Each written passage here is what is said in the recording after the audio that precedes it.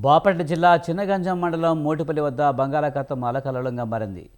మంతా తుఫాను ప్రభావంతో అలలు ఎగిసిపడుతున్నాయి. చిన్నగంజాం ఎంఆర్ఓ ప్రభాకర్ రావు మోటిపల్లి బీచ్ను పరిశీలించి సిబ్బందికి తగు సూచనలు చేశారు.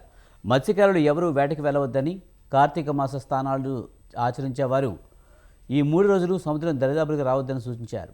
లోతట్టు ప్రాంతాలలో ఉండే ప్రజలు, అలాగే పూరి గుడిసెలు, రేకుల షెడ్లో ఉన్నవారు ప్రభుత్వం ఏర్పాటు చేసిన పునరావాస కేంద్రాలకు తరలి రావాలని కోరారు.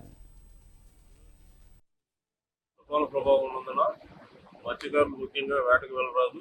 అలాగే కార్తీక మాసం కాబట్టి కార్తీక స్నానాలు చేసే వాళ్ళు కూడా గమనించండి.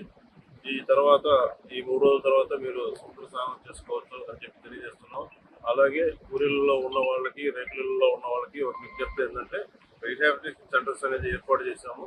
దయచేసి మీరు నిర్లక్ష్యం చేసి మీ గ్రామాల్లో ఆ పూరిలలో ఉండొద్దండి. రిలీఫ్ సెంటర్కి మా సిబ్బంది వస్తున్నారు. మిమ్మల్ని రిలీఫ్ సెంటర్లో అక్కడ తీసుకెళ్ళి మీకు వసతి భోజనాలు